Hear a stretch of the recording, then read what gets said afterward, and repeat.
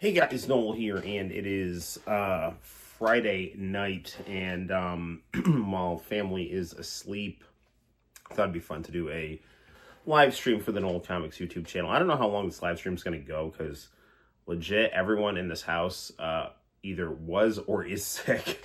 I actually took school off today because Serafina, she gave everyone in the house like stomach problems. As of now, I've held it together. I haven't puked. I felt pretty sick last night, but I got through it. Santino's the same. Sinister, how the heck are you? Just kind of slow and steady, kind of just recouped throughout the day. I haven't done a live stream in I think it's been almost like 2 weeks, but I figured I'd try to get a live stream in. I'm glad all is well on the West Side, You like that Ja Rule is like airing all of 50 Cent's dirty laundry to try to counter his grandstanding about Puffy. I think that's pretty funny. Of course, I don't know, dude. I hate, I hate, mainstream hip-hop opinion, because it's, I don't know, man. I'm not saying I'm, a huge expert, but it's, anyone who's kind of, paid attention to anything kind of knows bullshit, so I'm busy on another stream, but had to at least stop by. Well, this is the cool stream, Sinister. We got Christmas Nights into Dreams on the Sega Saturn, right on. We got, the Yule log in the background, and, who knows what else could go down on the Noel ComiX YouTube channel. Fun fact, I'm going to be featured in a video of my, I guess I would say, favorite YouTuber. It's GTV Japan, and he also goes by Guy Jillionaire, and he's doing a video on Wii Music. I guess there was some game where Wii was doing music stuff, and he's doing a video on it, and he wanted me to simulate a YouTube video from finally managed to catch a live stream. Hell yeah, man. We got Arrow. All right. He wanted me to simulate a 2008 YouTube video complaining about Nintendo. So I kind of tried to channel my I tried to go with neurotic ranting crossed with Chad Warden. So that should be I should be in his video pretty soon. It's using the username what's Arrow Magnum. Yes, very good. It's December 12th. We are in my favorite time of the year. I just want to stay healthy through the holidays. I don't want to get whatever my kid, Serafina, she threw up on me a couple days ago. Renee threw up. I don't want to throw up, I want to get, my birthday's next week.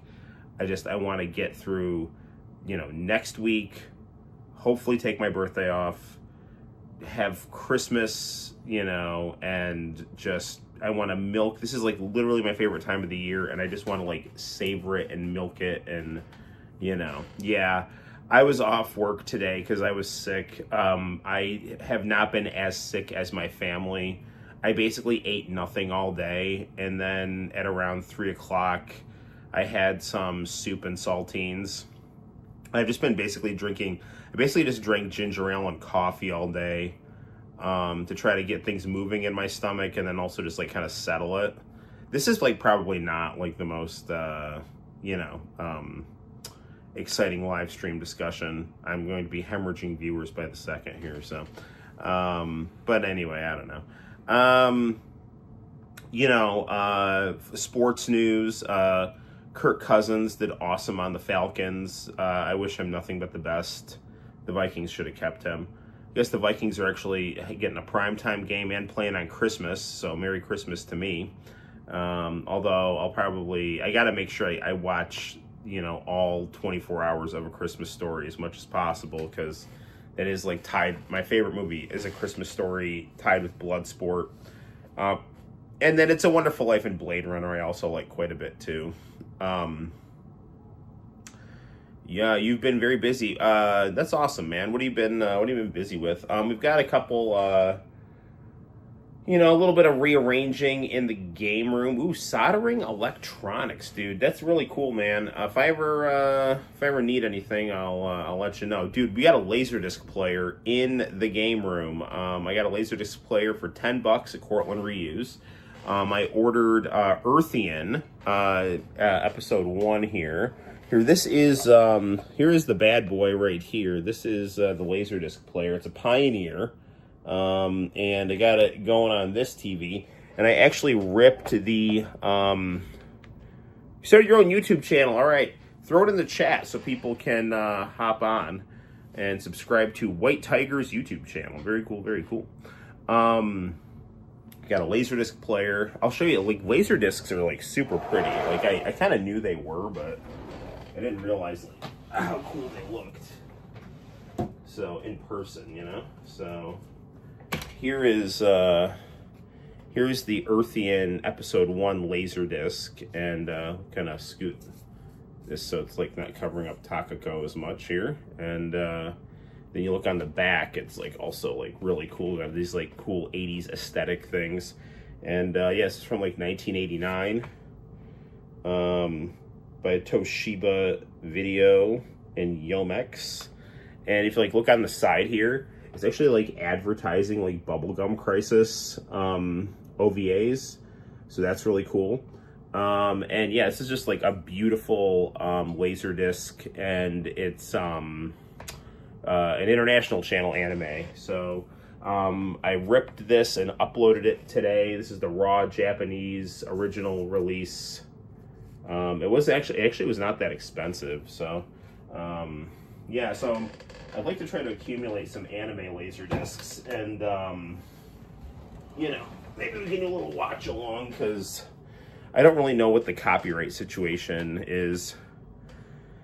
It's only been a few weeks and you've almost made 3K. Nice, man. Sweet. Well, you enjoy that, man. Like, yeah, dude, nothing better than being young and having money in your pocket. Yeah, right on, right on.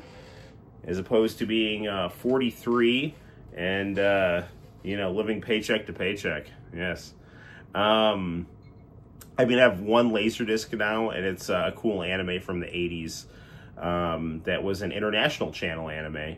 I sent my wife a link to, I think, like a Gundam 0083 Laserdisc.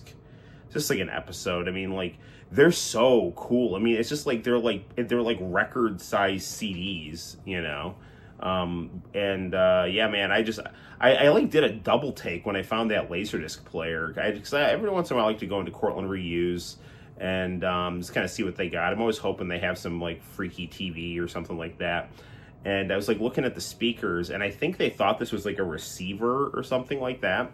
And I saw Laserdisc, and I like just did a double take. I'm like, what? And so I just immediately picked it up and ran toward the cash register. So, and then the issue was like, well, does it work? And so then I had to get a Laserdisc. And I knew that from Kenny Lauderdale, like, there's just so much good anime on Laserdisc. So once I saw Earthian episode 1, that was an Anime International channel I liked quite a bit.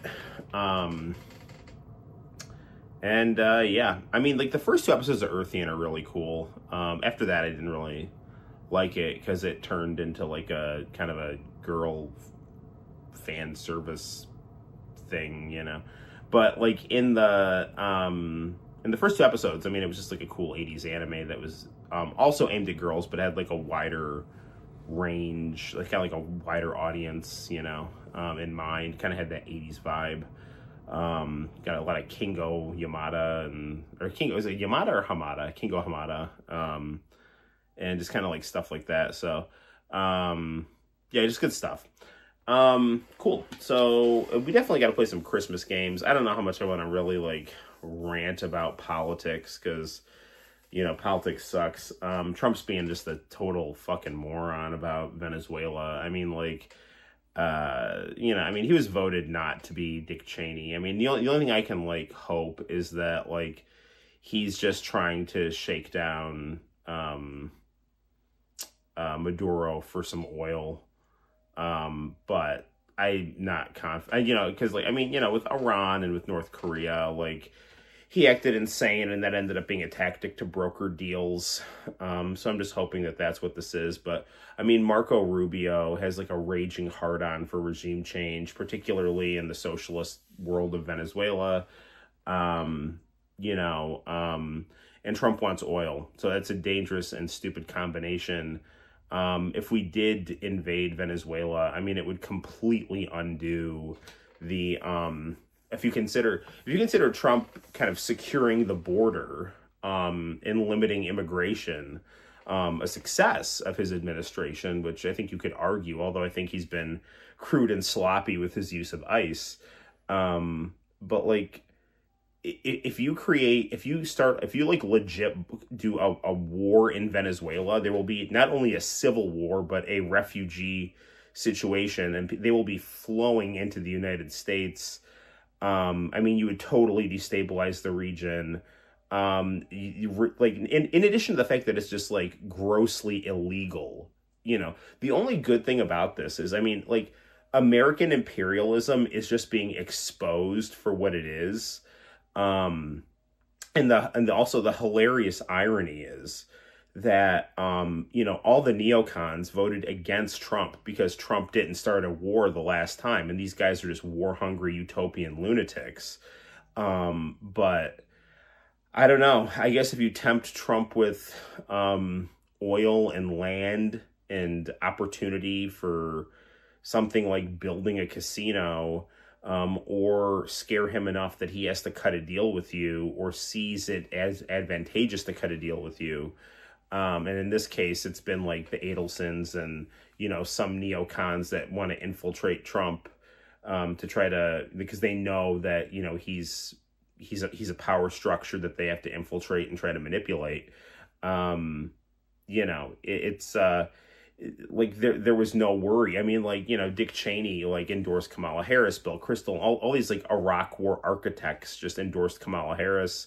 But now, I mean, the way Trump is talking is just they're just doing the Iraq war in Venezuela, just a naked war of aggression to get oil, in the name of, you know, just it's our right to try to dominate geopolitically because we know best and we want the kinds of governments that we want. The kinds of governments that we want are the ones that listen to us and give us their stuff.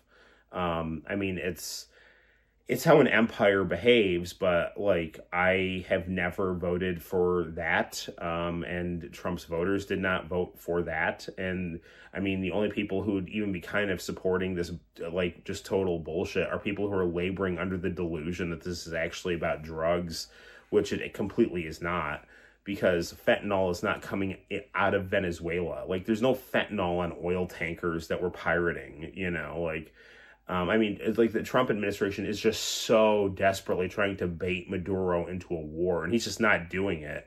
And eventually, I mean, he's just going to force their hand, and they're just going to do like an illegal invasion. And at that point, Trump will lose the midterms. And see, like the stupid thing is the Democrats won't impeach him for this because they want to do it too, you know? So like the thing is like they'll make up things to try to get him. Like they'll make up things like, oh, you worked with the Russians to hack the election or some just totally unsubstantiated, made up bullshit. Or, which that's just objectively true. It's just totally made up. He was framed for treason. Or you'll try to throw him in jail for, you know, 5 to 10 years for misallocating hush money or something, like just some just stupid bullshit to try to, you know, outlaw him and his movement so he can't run for president because you can't beat him in the 2024 election. Or you'll like try to run cover for Joe Biden, you know, act like he's not senile and pretend that his son and the whole Biden family aren't money laundering and influence peddling around the world in, you know, ways that are illegal and inappropriate.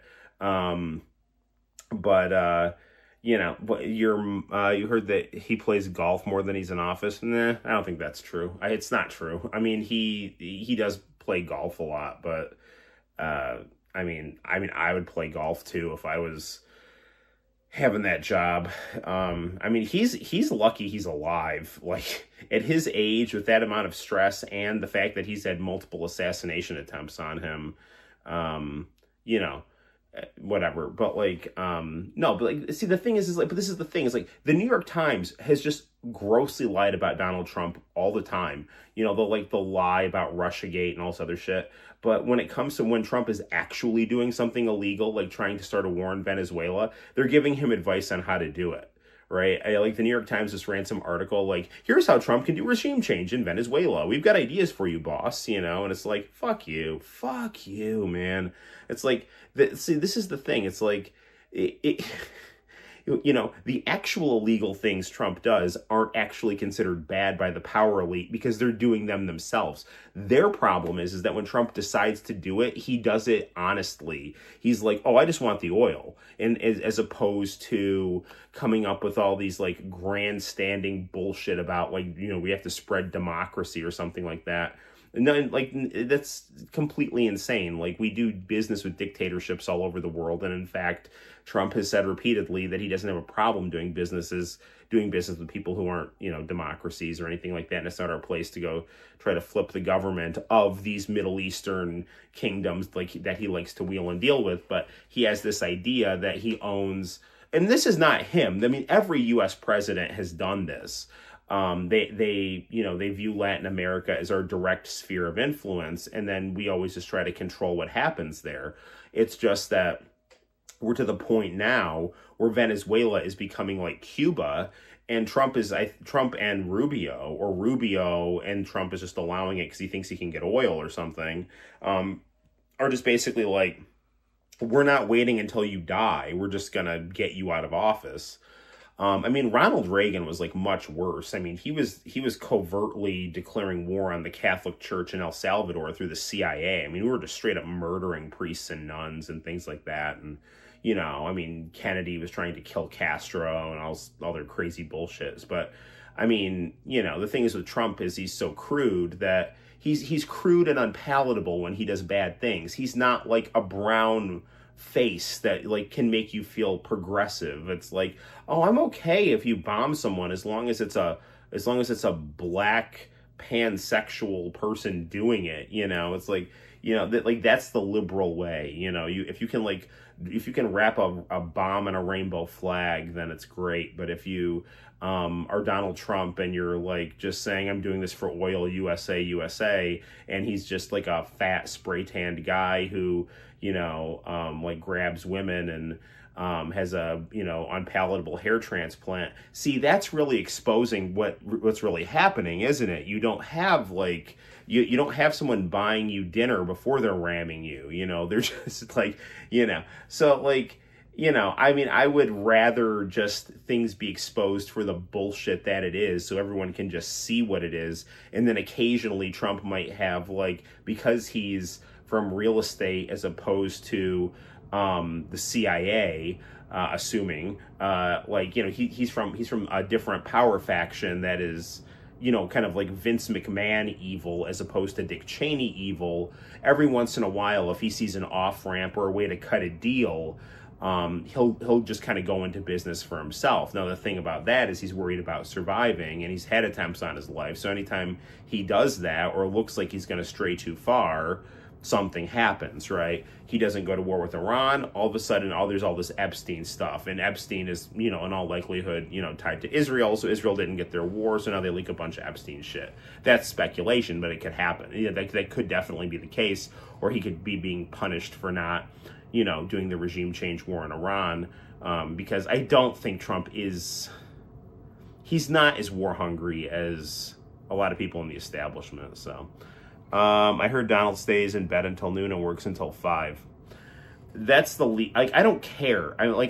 He could sleep all day as long as he doesn't do stupid shit. Like, I mean, like, listen, dude, like, I'm not mad at you, John. Like, I'm really not. But like, all this stuff, like, oh, you know, like, did you know, like, Donald Trump's, like, faux pas? I don't care. Like, I mean, all I care about is he does what he ran on, which is to fix the economy, which he has not done, He's using this carny bullshit where it's like nothing he does, like nothing I do is wrong. Like that is like what a carny or a pro wrestling promoter does. He's like, that's like what Vince McMahon, like in pro wrestling, it's like when you fall down, it's like, I meant to do that, you know?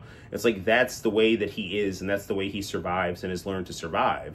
And that's why he's so stubborn, and that's why, you know, he makes a lot of people angry, because he will never admit when he's wrong, because that to him, that's a sign of weakness. So it's like, he hasn't fixed the economy, he doesn't know how to fix the economy. He's got, you know, people who are bribing him that he has to take care of more than the people who voted for him. So he's just going to say the economy's great. What are you talking about? You know, and that's why his approval rating is tanking. So I mean, he could sleep 23 hours a day. If the 1 hour he was awake, he was doing what he was supposed to do. Like, you know, yeah, like, I mean, like, I will say, in his first term, he did better than a lot of presidents before him, because he had a pretty decent economy and he didn't start any new wars. I mean, and maybe he didn't even mean to do that, but that's better than, you know, a lot of people. See, the thing with him is, like, he's got these, like, boom and bust cycles. He's just like Vince McMahon. He's up, he's up, he's up, he gets arrogant, and he's down, you know, and when he's down, he's really down.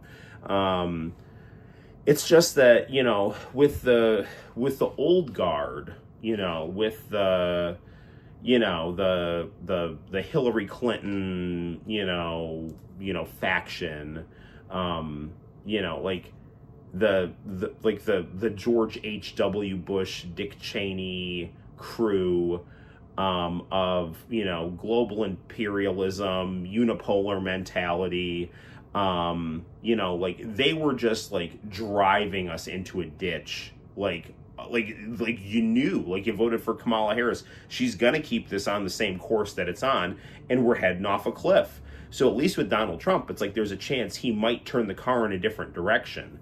He's not turning the car in a different direction, he's just changed lanes in the same direction.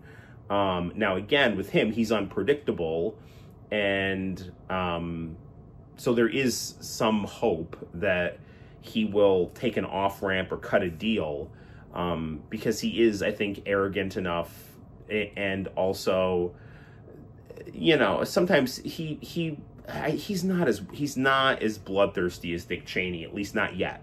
And that's the thing about him, is like, he can't take that last step into the abyss. Because if he does, it will be over for him. And I don't even know if he wants to do that. I don't really keep up politics, and mostly the occasional info from here and there. Trump has not delivered on his promises. Not really. I mean, he's closed the border down, which is, I guess, good in the sense that you're relieving the influx of illegal immigration. But the way he's deporting people is very sloppy. I mean, like, if you're here illegally, you're here illegally, and you can go at any time. Like, the government is not under any obligation to keep you here illegally. So if you're here illegally, you can go whenever. But the way that ICE is doing things, you know, they're you know, trying to use intimidation tactics, like wearing, you know, just covering their faces and just kind of, you know, not showing badges, and just, you know, they're trying to act like thugs, to try to scare people into not coming here. And I mean, that is a deterrent. The worst is that, you know, under pressure from Israel, you know, like, they were revoking green cards of, you know, students who are critical of Israel and putting them in, like, you know, detention and things like that, you know, prison and things like that. I mean, they've since been released, but, you know, so it's just like, it's very kind of this, like, kind of helter-skelter, you know, like, and you know, it's like, you need to be going, like, after gangs, not, like, necessarily, like, the dude working in Home Depot. Although the dude in Home Depot, I mean, like, if you're here illegally, like, that's your choice, and it's also you're subject to get kicked out whenever you want. But so, like, you know, but so, like, his use of ICE has been sloppy, and in some cases brutal, and in some cases illegal. But I mean, basically the rule of law still ultimately wins the day, no matter how many people say that they want to pretend that they're living in a dictatorship so that they feel important, because they have nothing else to feel important about, because they probably don't believe in anything. But the economy has not been fixed. Inflation is still high. Stuff is still unaffordable. People are still living paycheck to paycheck. And the reason that the money is so tight is because the value of money is going down because we keep printing money to go pay for these stupid wars, these inflated military budgets, and these like crappy congressional budgets that are just, again, printing money to go give the money to, the people who are bribing the politicians. So yeah, it's not good. Stuff was more affordable when Trump was in office the first time, and sometimes that's the president may or may not have something to do with that. I mean, the economy goes up and down, and sometimes it's just kind of, if you're lucky enough to be in office at the right time. And the other thing he's totally fucked up on is, he at various times has brokered ceasefires in Israel and then just totally let Israel break them. He has shown no ability to control Israel.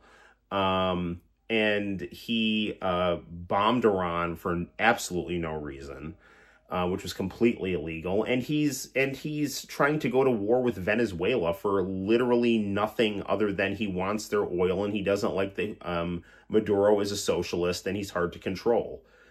So he ran as a peace candidate. He ran as someone who was against the neocons. The neocons legitimately hated him because he didn't give them their wars, and he was hard to control, and he was stubborn, and he was somewhat independent-minded. And now he's going like right along with these stupid wars of aggression that he ran against, and that he got into president the first time in 2016. He basically just sat in front of Jeb Bush and said, "You're a fucking warmonger. The Iraq war was illegal. A lot of good people died for no reason, and your family allowed it to happen, and you knew you were lying about it." And after that, like the neocons, he was on their shit list. But, Trump always says, like, what's your goal? And his goal is to survive. And so if that's the people he's got to cut deals with, that's what he's going to do. And, it's just really disappointing, So, I mean, he created one of the greatest coalitions when he got elected in 2024. He really united a lot of people, or a lot of people were willing to bet on him at least, And he did show a lot of courage when he got up after nearly being assassinated. And he has done so many self-inflicted wounds, like right off the bat. Like everything that is wrong with Donald Trump, none of it has been done by any political opponent of his. It's all done by him. Like that. I mean, that's what it is. Maybe the assassination attempt got him to start acting differently. That's completely possible. I mean, it is completely possible that he's like more subservient now because, he would have gotten his brains blown out on national television, and it was literally the last stop before his nomination as Republican candidate was confirmed. He would have been Charlie Kirk, I mean, the only difference between Trump and Charlie Kirk is Trump moved at the last second, So, yeah. So that's kind of depressing, but you never know. Again, Trump, when the Iranians gave him the off-ramp, to avoid full-blown war in Iran, he took it. So, John Bolton, who is a bloodthirsty warmonger who worked in Trump's first cabinet, and then Trump fired him, complained that Trump wanted to negotiate in Venezuela, and he was basically, yelled at for doing that. And then just kind of went back to, try to overthrow their government or whatever. That didn't work. So now we're just constantly trying to bait Venezuela into a war by attacking ships and saying that there's drugs on them and are providing no proof that there's drugs on them. And now we just, pirated an oil tanker.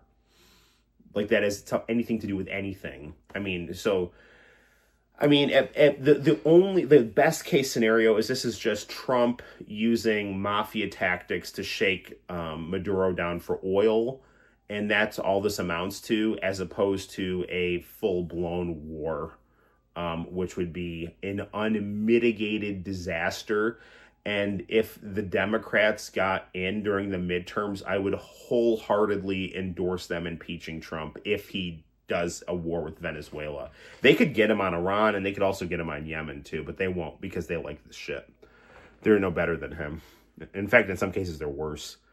Always just things that could have been better, things that went wrong, things that are awful. The thing is that we're still living pretty good, you know? Like, I mean, listen, I mean, we do have a rising drug problem. There's a lot of homelessness. People are living paycheck to paycheck.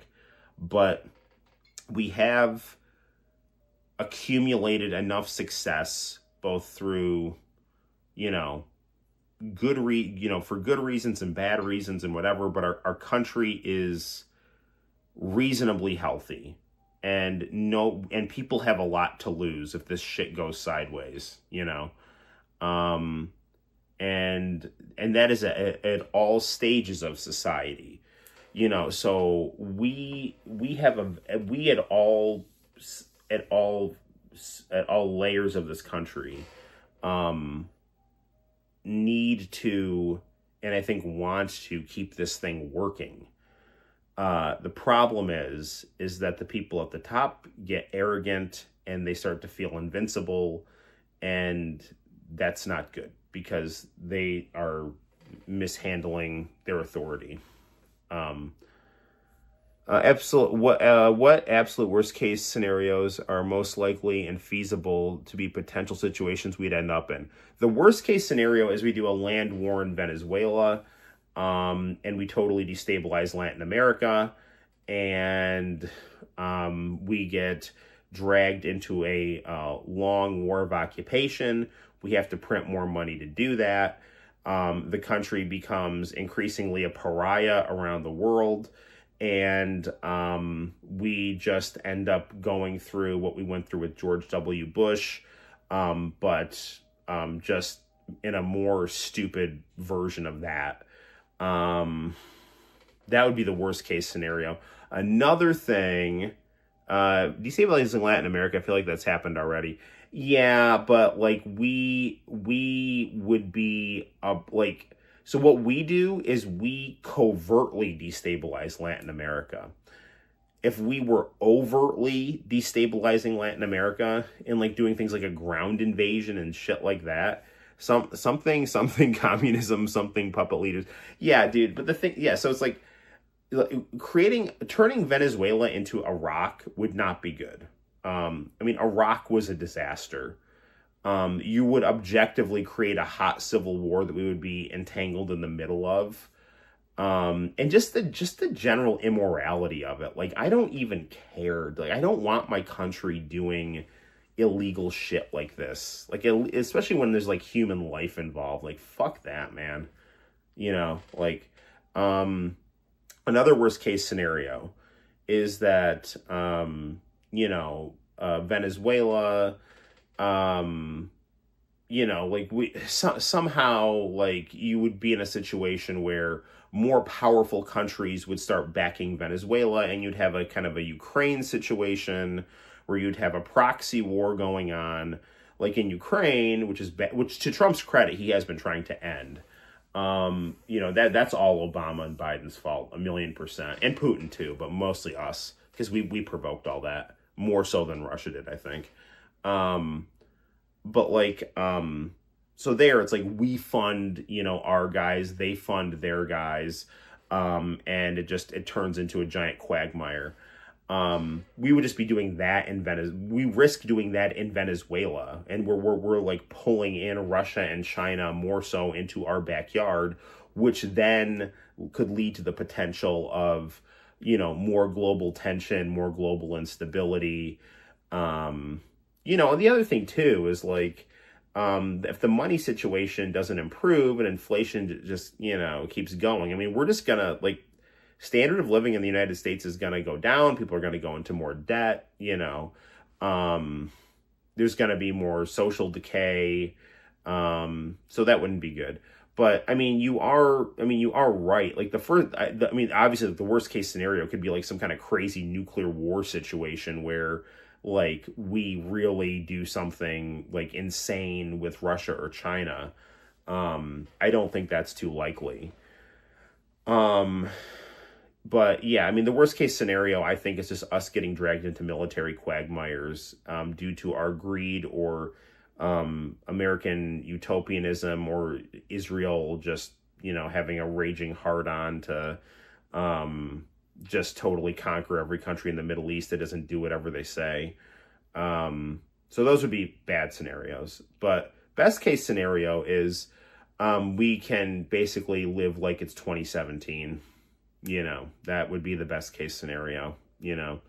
Like just have an economic upswing, cut some deals around the world so there's more global stability, and just let people live well. All right, the longer I live, the less I have faith in the leaders of the world. I wish we could do something about it, but it feels like we're all under their mercy. Yeah, we are. I mean, we have unfortunately come to the situation where it's like we're trying desperately to vote our way out of this, and no matter who we put in charge, it doesn't work, because there are people who are so entrenched that, I mean, and this could be the Trump situation too. If you actually are a threat and breach the dam, your choice is to capitulate or die. I don't know. But again, I mean, like, stupid stuff happens and then people tend to come back from the brink. So, because again, there is a vested interest in keeping this working. So, if you do something too stupid, the system will become too unstable. But you just got to watch out for that. I wonder if a lot of them are going senile. It's possible. Yeah, it is possible. Biden was senile. I mean, he was objectively senile. I mean, people want to talk about Trump, sleeping in. I mean, Biden was just totally incoherent during his presidential debate. He was walking in circles. The media was saying, oh, he's fine.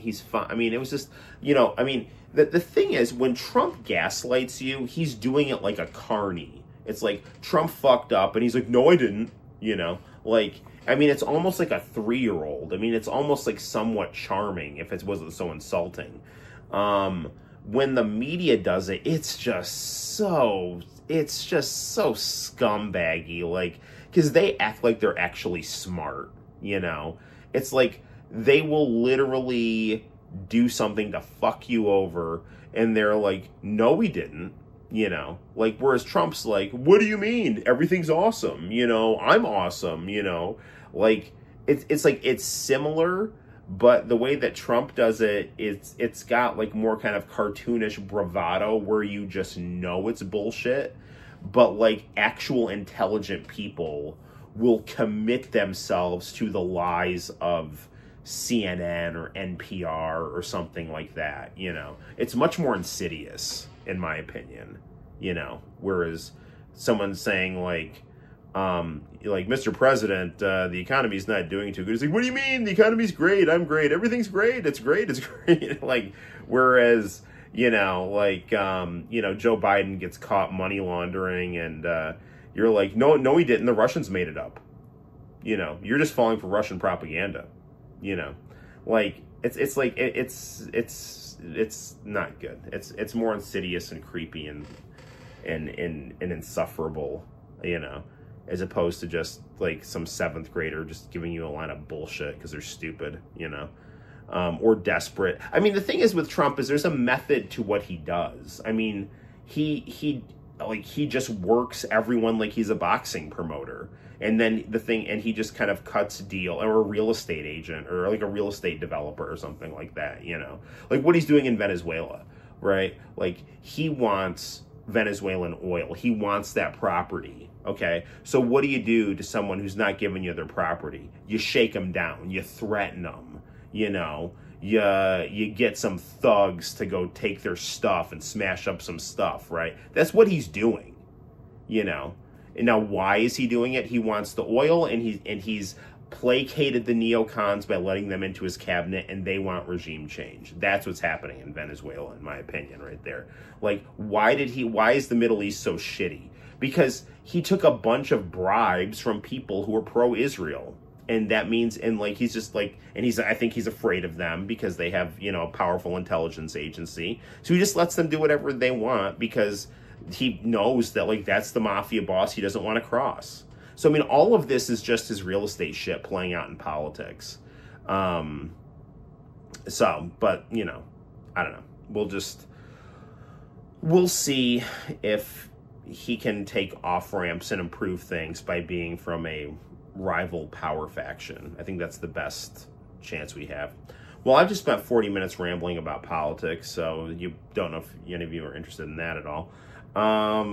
But it is Christmas time, and we need to play some Christmas video games because it's 11:30. I wanted to stream a little earlier than normal because recently I've been streaming at like 12 and then going to bed late.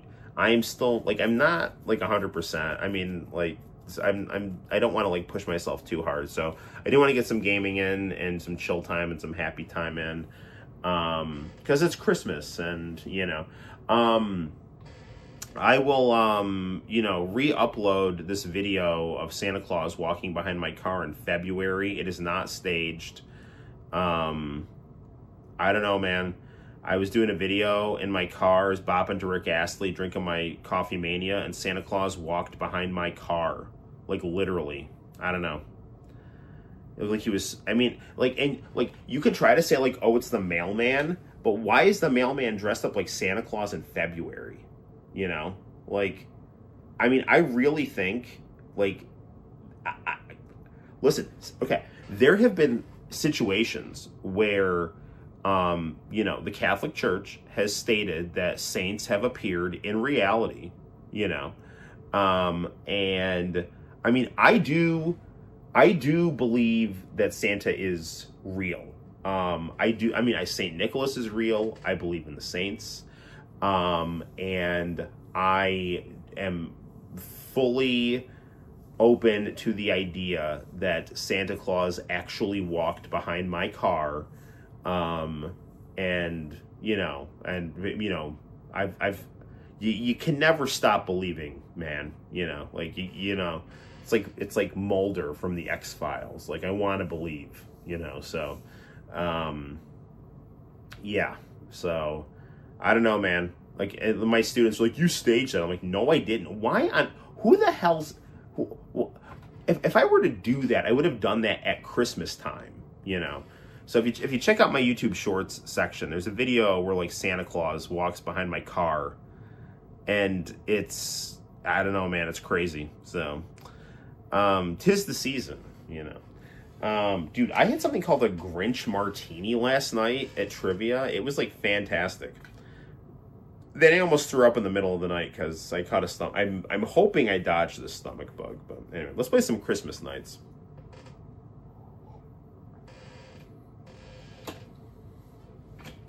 Okie doke, here we go. Do do do do do do do do. Look at that nice fireplace. Okay, let's frame this up nice. All right. All right, let's turn the speaker on.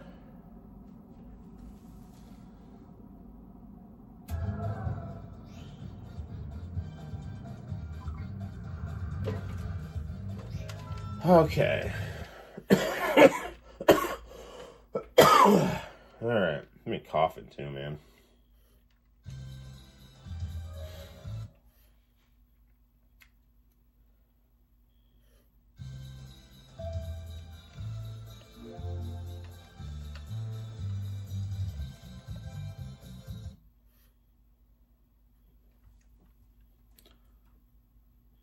Yeah, I love the holidays too.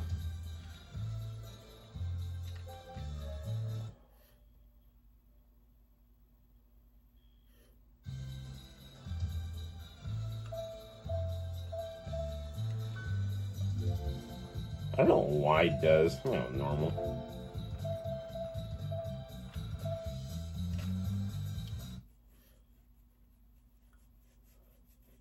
I wonder, did this really have widescreen support in 1996? Let's go with Clarice.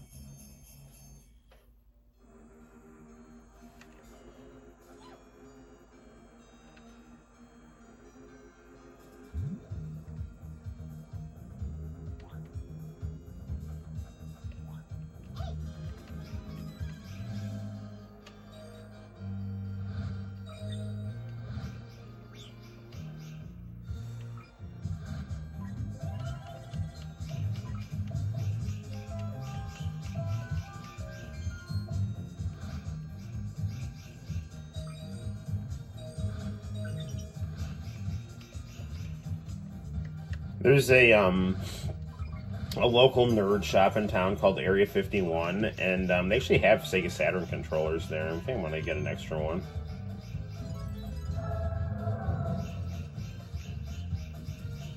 I got a new N64 controller there.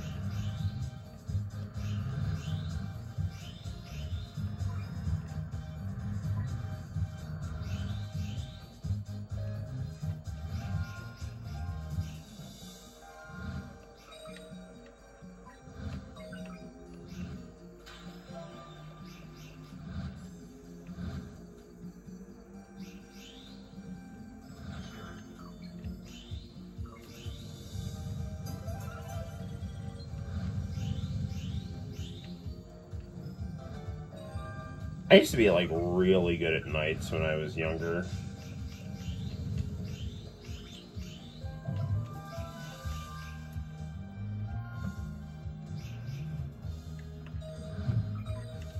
I still can't believe that Yuji Naka wouldn't let the Sonic Extreme team use the Knights engine. I mean, that is just completely insane. I mean, it's not like he would... I mean, like, it's not like he couldn't go credited for it, too, which, you know, it's like...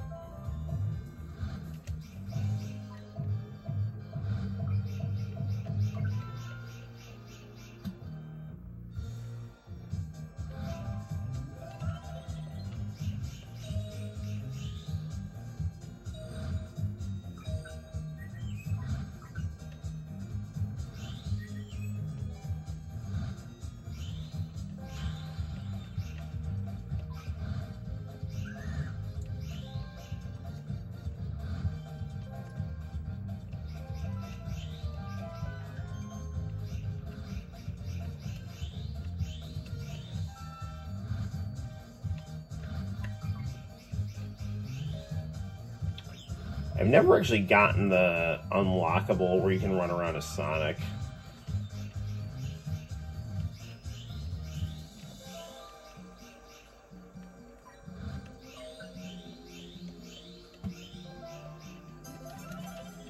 Alright, we gotta get to the end area ASAP here.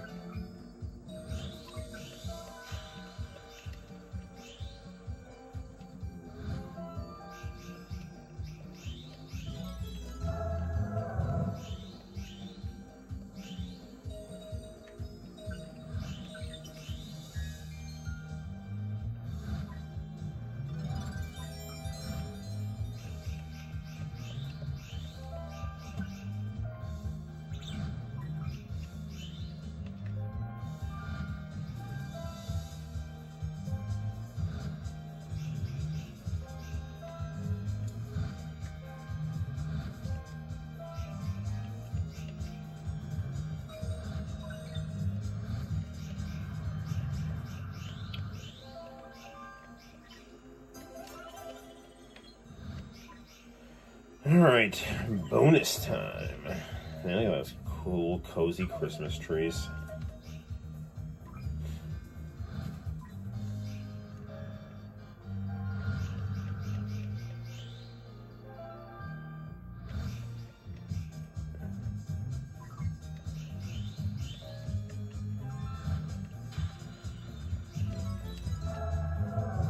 Boss time.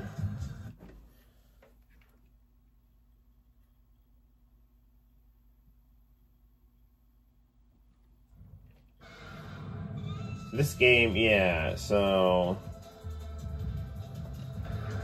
this was the killer app for the Sega Saturn when it came out in 1990. Well, Virtua Fighter was the killer app for it, but this is what they had on it instead of a new Sonic game, which is really, it's a really beautiful game, but they really needed to have a Sonic game on this thing. They had Sonic 3D Blast, which was good, but it wasn't, like, the same as a you know, like totally new entry in the series, you know, like a successor to Sonic, you know, Sonic 3 and Knuckles or something.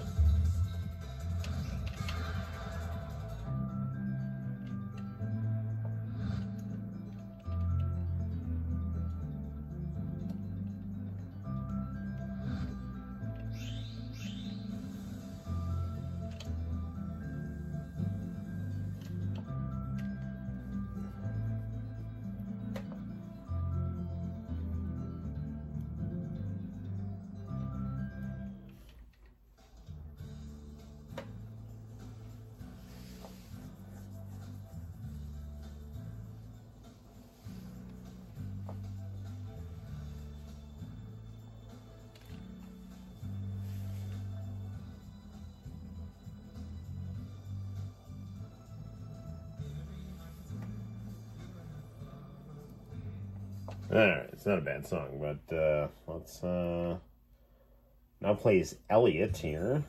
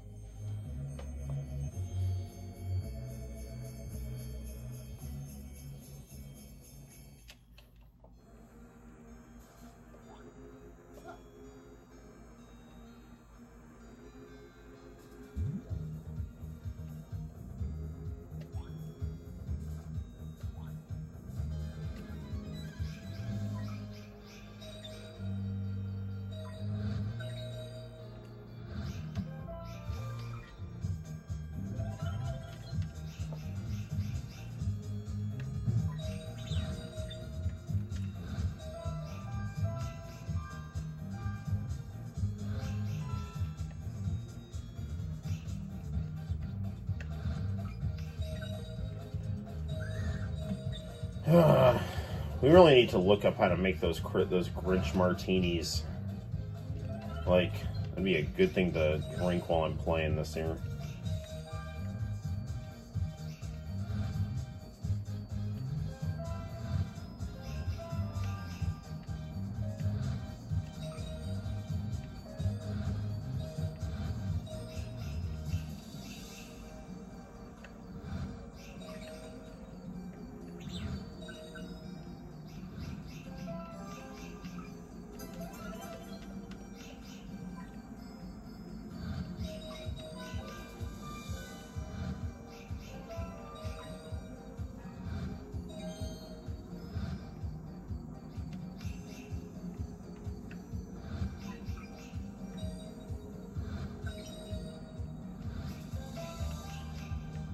See, I mean, this really would have been the way to do a 3D Sonic, where you have, it's basically, it's on a linear path, but you have, like, 3D. You have like 3D, and like you have like certain elements where you can kind of play around with what you can do on the path, you know.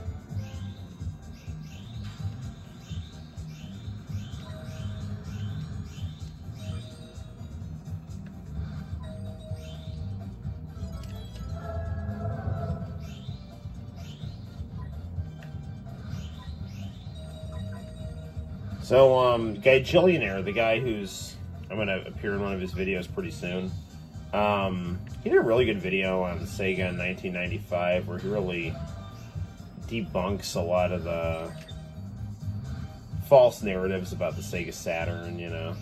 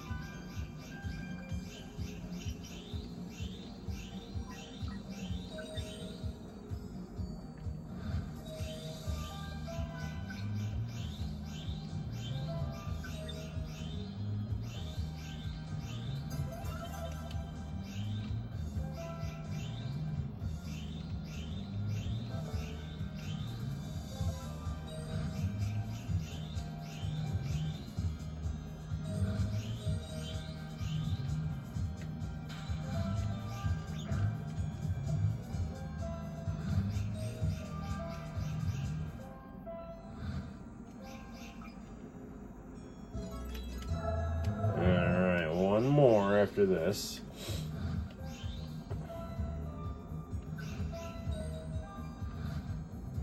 And we'll get that Christmas star.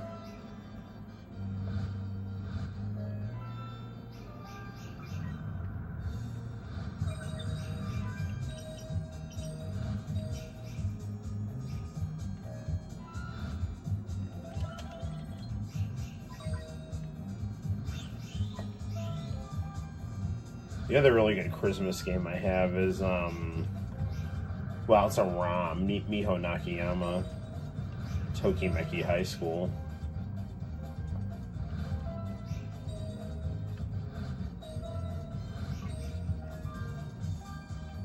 That game is fantastic.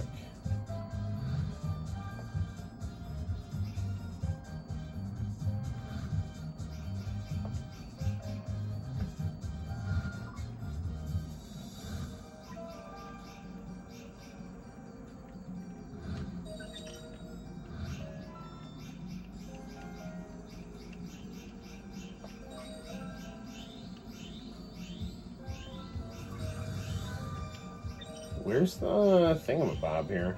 There it is. Alright, yeah, it's gotta get moving here.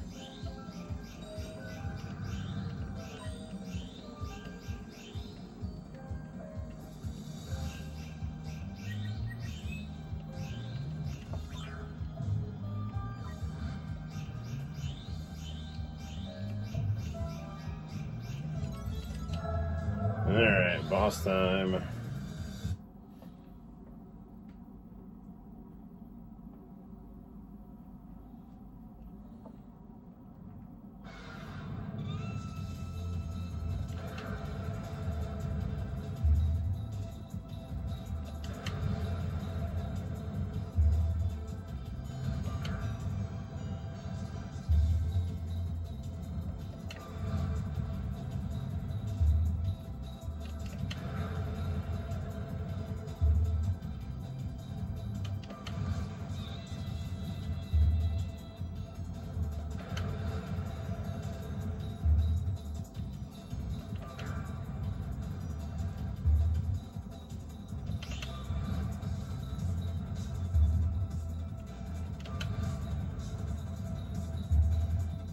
A little coming at me here, buddy.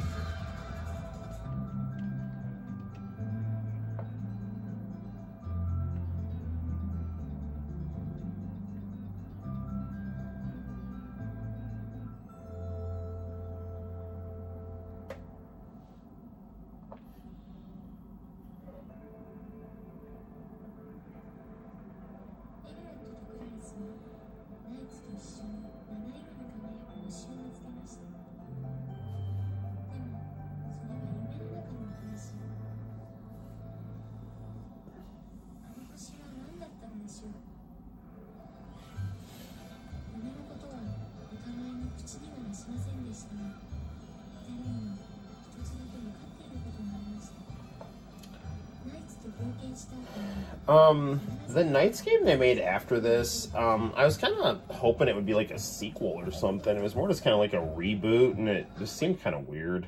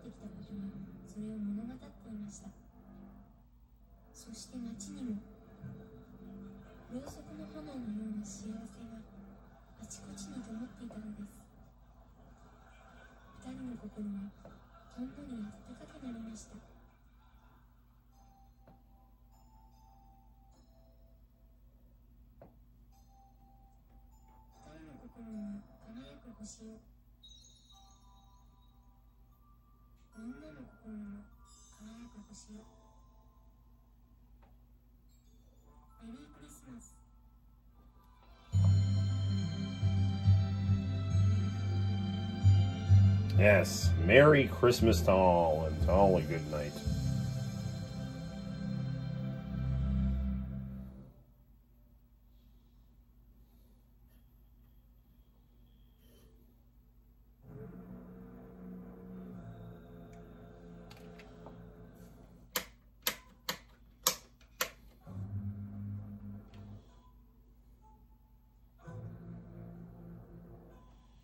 Speaker's sounding a little scratchy, I don't know why.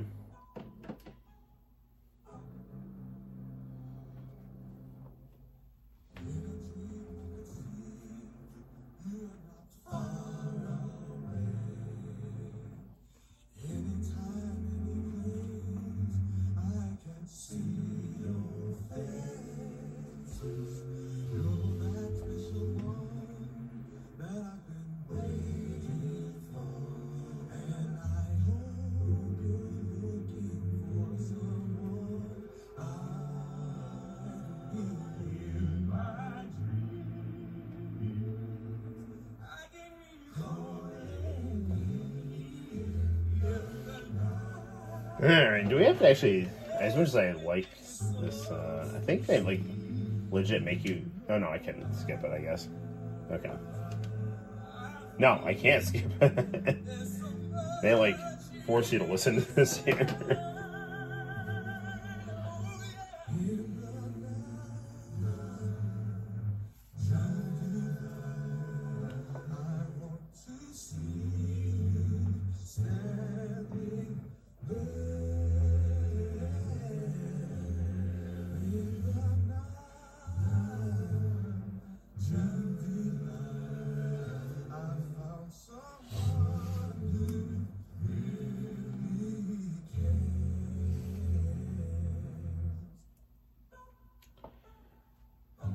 This would be a lot better if they played either Magic, the ending theme to Gundam 0083, or The Human Touch by Warren Weeby, the closing theme to Gundam X.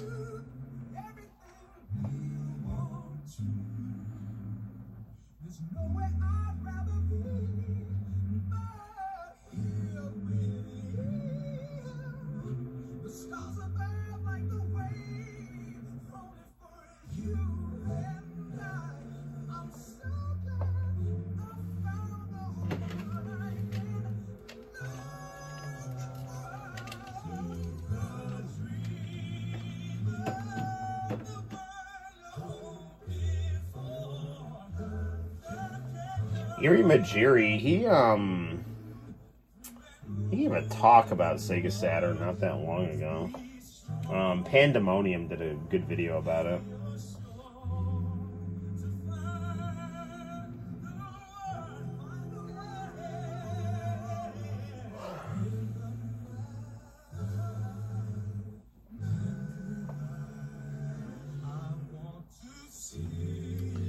Found some garlic bread in the freezer. I'm eating it right now. Well, men of culture, we meet again.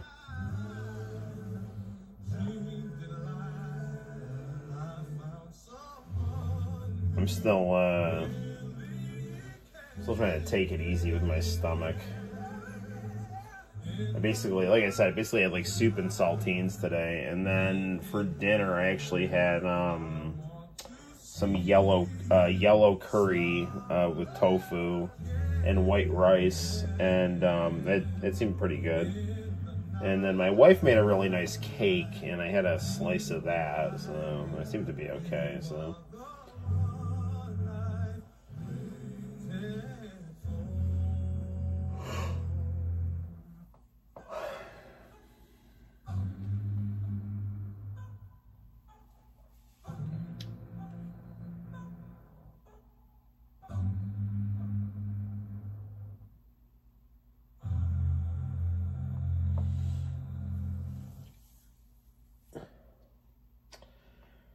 All right, presented by Sega.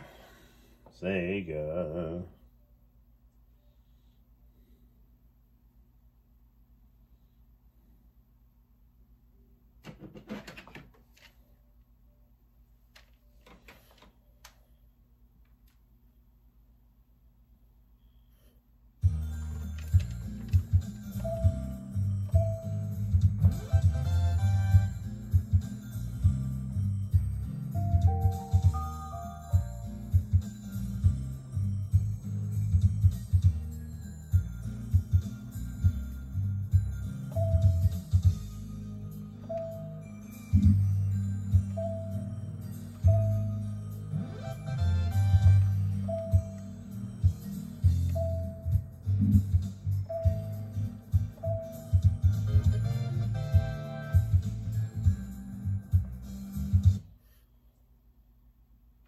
Okay, so that was Christmas Nights into Dreams.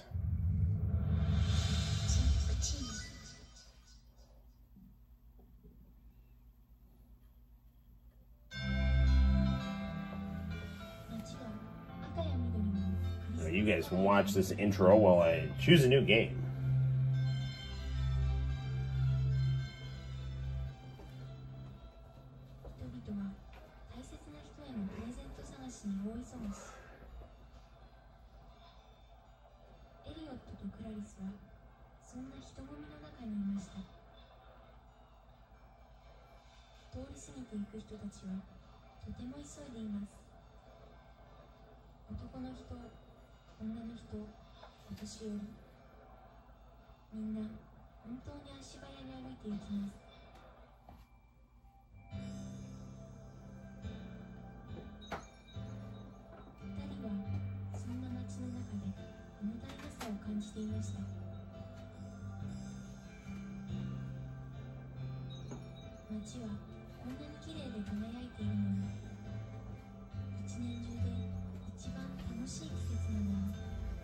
Okay, I have some interesting Sega Saturn titles here. So we're going to start off with the Virtua Fighter Portrait series of Akira.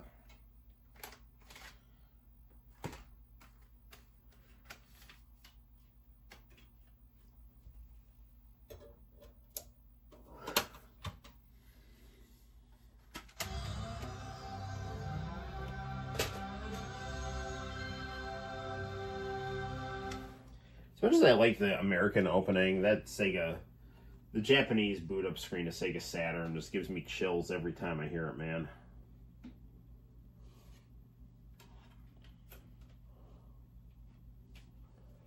The fact that these never came out here is also really stupid.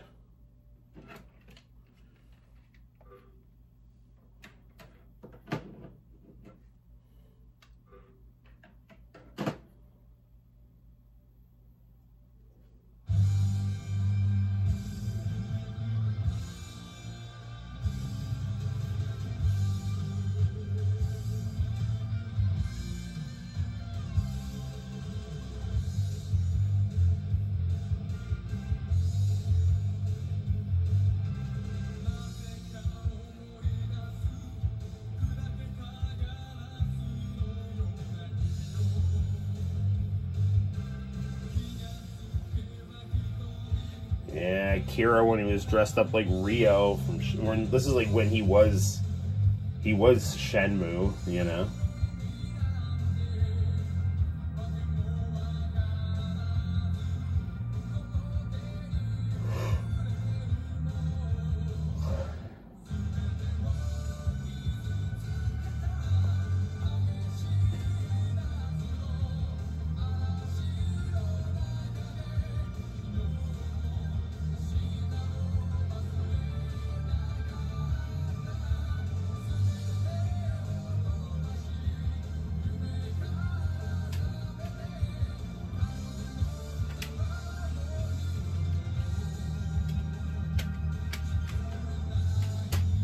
You know what's crazy too is like Sega had a Virtua Fighter anime and Sega did not get it on television, you know? Like they had 2 Sonic cartoons on when Sonic was in its heyday. Virtua Fighter is like the big thing for Saturn, and they Sega of America, for all its, you know, brilliance, you know, they don't get their Virtua Fighter anime, you know, on anything other than you know, some rental shelf space and like a Blockbuster or something, you know.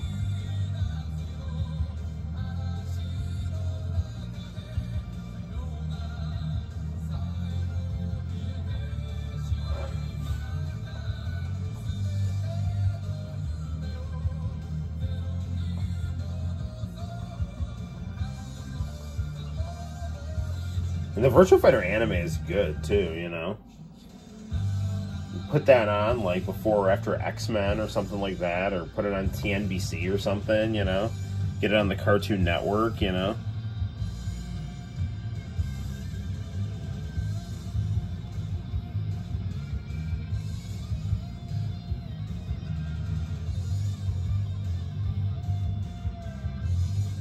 Arrow and White Lion are talking about their sandwich preferences here. That's good. Making me contemplate getting a thing of saltines to snack on here. This is a beautiful song. I like this song a lot.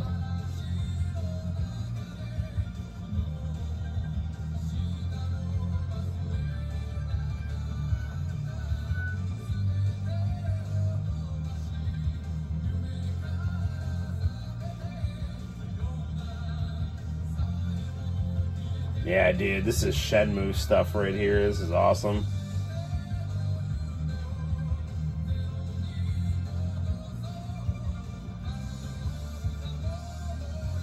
It sucks, man. They didn't have Shenmue be Virtua Fighter RPG.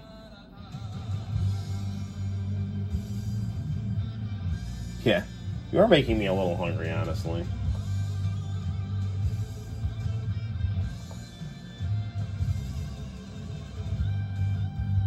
I wonder why they didn't continue with Virtua Fighter RPG.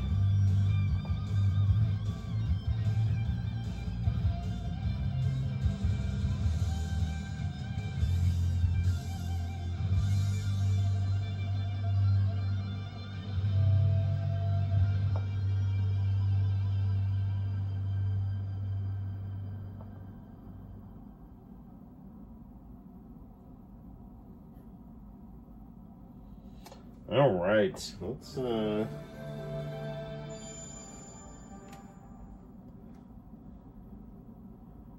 do WoW over here. So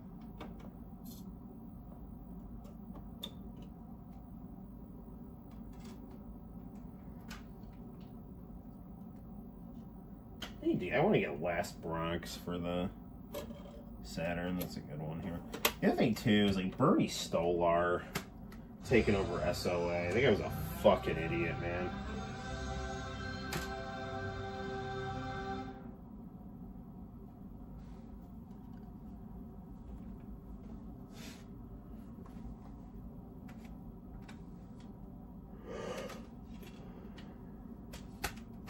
All right, next up.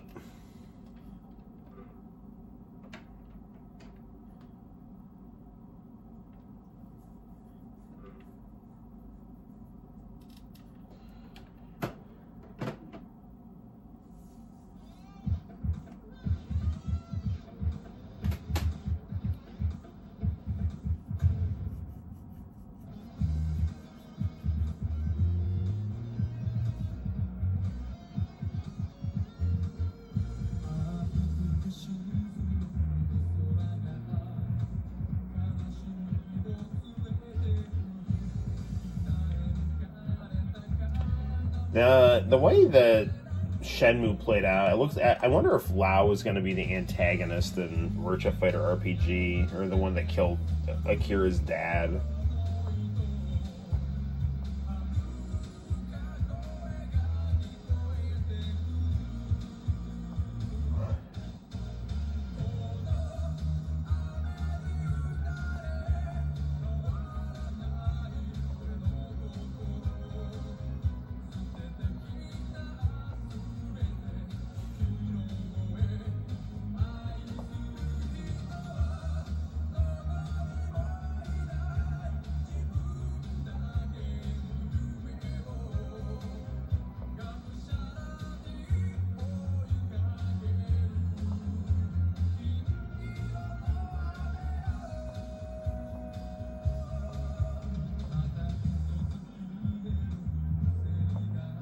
Yeah, it's funny in that Pandemonium video. He's talking about how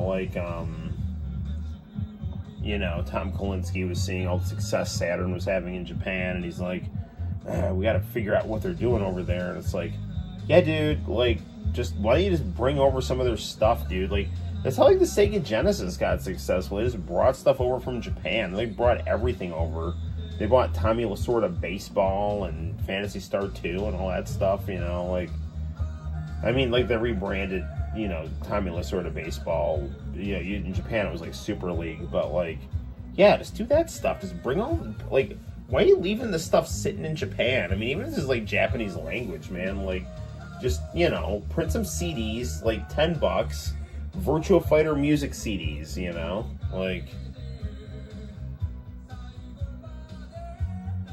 it's, I don't know, man, I think especially when Stolar took over, he just did not like the Japanese stuff, man. He just wanted, I don't know what, man.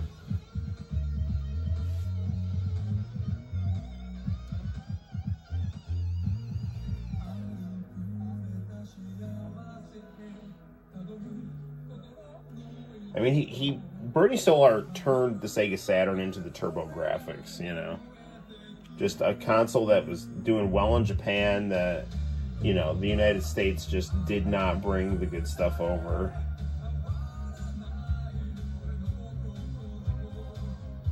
And didn't even advertise it very well either. Sega's budget was being cut to hell because Tom Kalinske, for all the money Sega was making in the black years, some of that was built on a house of sand because they had to buy back a lot of unsold stock from stores, and so that definitely did not help things. So you can't advertise, you can't sell stuff, And the advertising that they did have was terrible in America. It was some screaming blue head, It's what are you doing, man? In Japan, they have Sega Sanshiro, and here you have some blue guy screaming at me,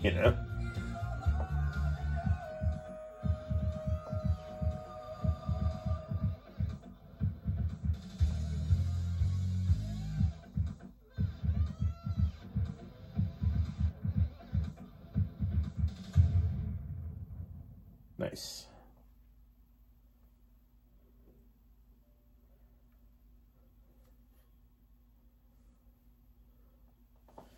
All right, let's.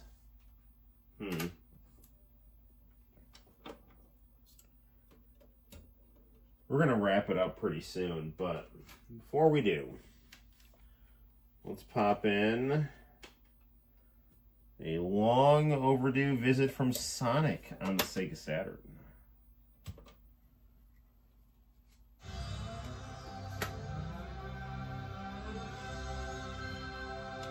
Quite frankly, this should have been a launch title for the Saturn. At least just get the old Sonic games, spruce them up a little.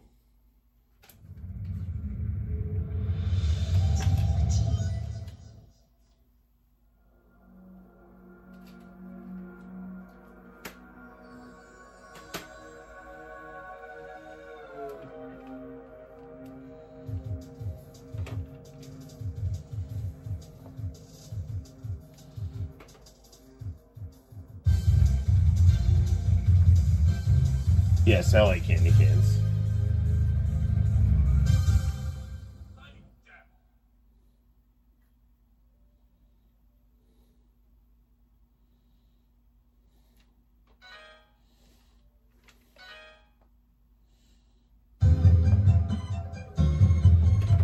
Just a little bit here.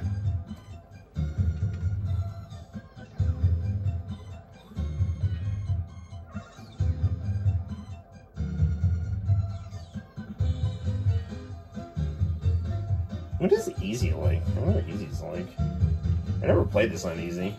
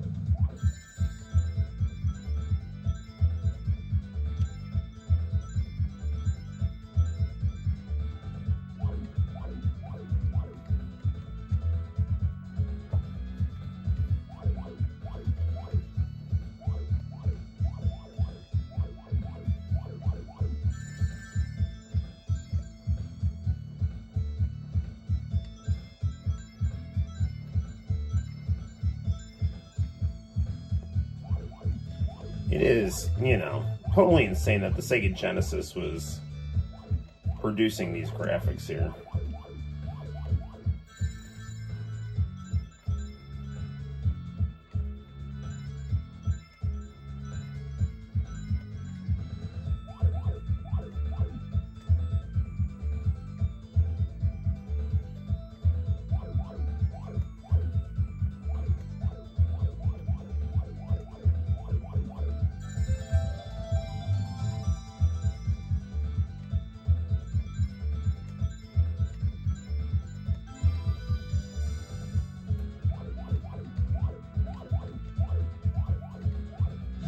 All right, there we go.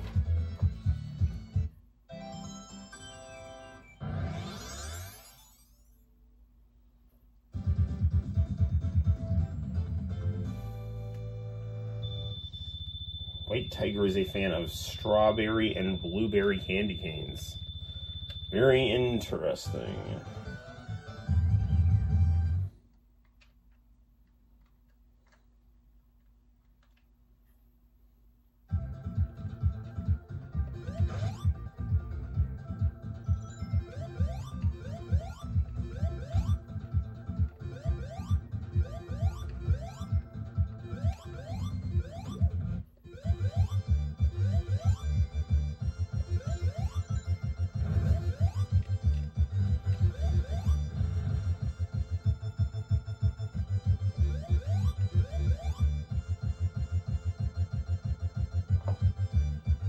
Tails.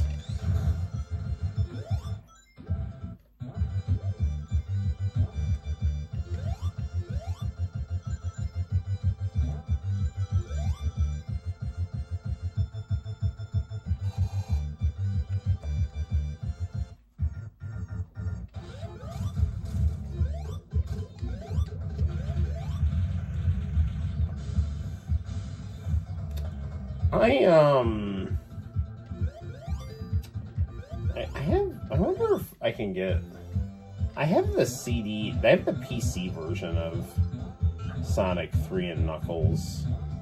I kind of wonder if it'll work on this PC I got from Portland Reuse. I didn't really want the lightning shield. It's gonna go off the second I hit the water. will give me rings though. Let me do that double jump.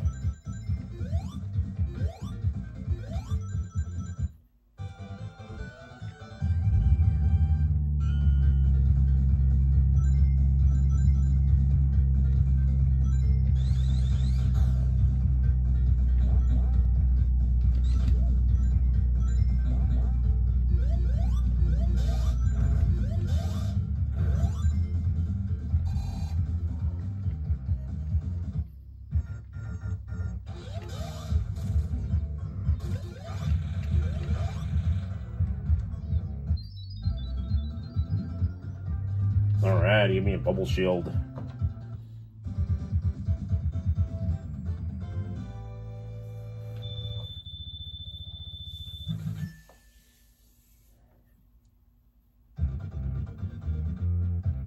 Oh wow, this is just like skipping levels here.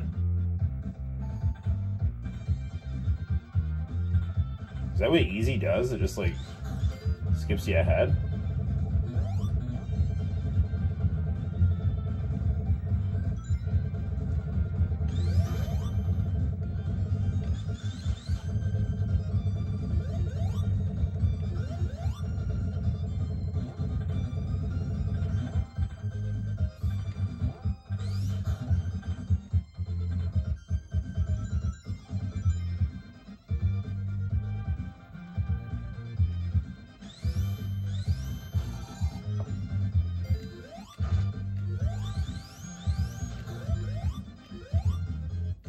This level had very good music. I mean, Michael Jackson composed a lot of this, so, you know. You never know what exactly he didn't do though, but for sure Carnival Night.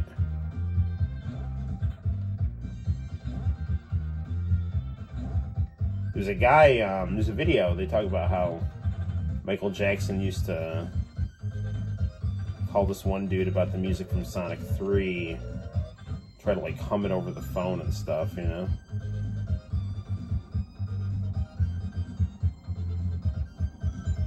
And one of them was Hydro City, so yeah, I'm sure he had a hand in this somehow.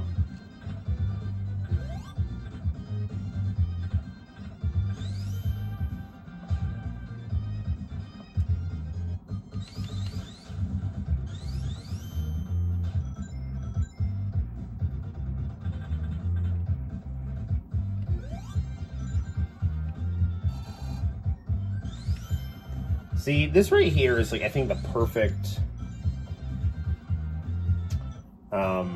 way for a platformer to look. A lot of these like newer platformers, they like pan out so far. It's like, oh, but you can see what's coming that way. It's like, yeah, but I can't see anything. I can't see my character. My character is a dot. I'd rather just like have fast reflexes and look at my character, as opposed to look at my character and can't even, you know, I just see like, oh, I'm the blue dot, you know, trying to get over these obstacles. I'm kind of in a hurry here. Ah, you bum.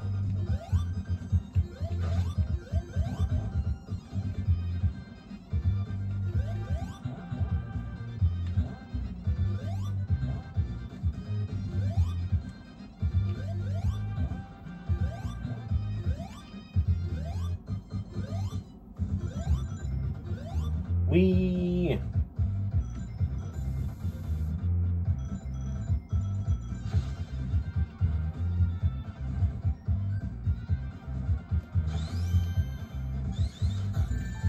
Oh, come on.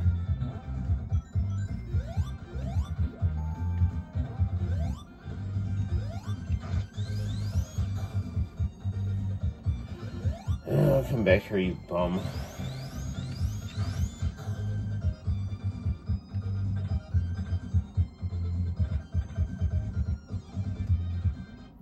Knuckles.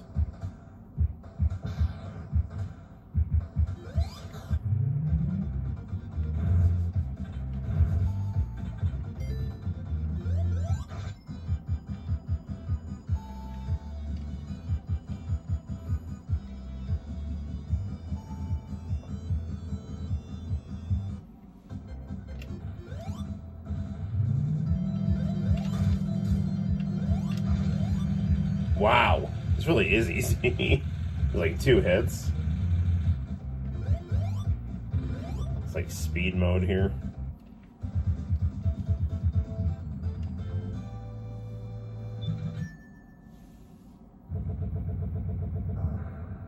Whee! Okay. It is 12:18, so unfortunately, whoa, what am I sitting on here? Oh, I'm sitting on these games. That's not good. They're all fine, though. Sonic 3 and Knuckles had good tracks. Yeah, that whole game, all the Sega Genesis Sonics had amazing music, particularly 3 and Knuckles. I mean, the 1 and 2 had great music too, but Sonic 3 and Knuckles, like just the straight Sonic 3 or the Sonic 3 and Knuckles are both really fantastic, as is Sonic CD. Both the Japanese and the American. I like the Japanese better, but the American's got some really good tracks too. But yeah, man, I mean, when you got Michael Jackson, you know, and all these like really good musicians, like Dreams Come True, they're good too, you know. You know, you just had a lot of really good people doing the music. And like the thing is with Sonic, I like Sonic better than Mario, especially for like the 2D games. The 3D games, not really, but I mean, I like Sonic as a character better, but just the flow of the music and the art and just everything, it's just this vibe. It's just like you have this like anime hedgehog. He's got like these like Dragon Ball style eyes, and you know, you're just like flowing, and there's all this kind of like psychedelic-y pop art stuff and this like synth pop playing in the background. I mean, it really is just like 90s, late 80s awesome, you know. Whereas Mario, is to say he's quaint and fun and cute and things like that, but Sonic is like raw energy and artwork and motion, you know. That's at least in the 2D stuff, you know, when Sega was really, you know, making sure Sonic was, you know, as good or better than Mario, you know. Whereas now it's like Sega's not a hardware company, so they don't care as much about their reputation. They just want to sell stuff. So they're not selling hardware, they're selling games. So, you know, if you're selling hardware and you're putting out stuff for your hardware, you got to make sure it's damn good. So, yep, raw 90s, late 80s and, you know, 90s, especially like early to mid 90s. That's Sonic right there, man. All right, well, I'm getting tired. I need to get some sleep. I'll see you guys soon. I'll be uploading some stuff. Stay tuned to the channel. Take care, everybody. Thanks for stopping by. Really appreciate it. And until we'll get some international channel tapes next stream too. You rest well too, guys. Until next time, my name is Noel. You take care, and I'll see you in the very near future for more fun and excitement on the Noel ComiX YouTube channel. Bye bye.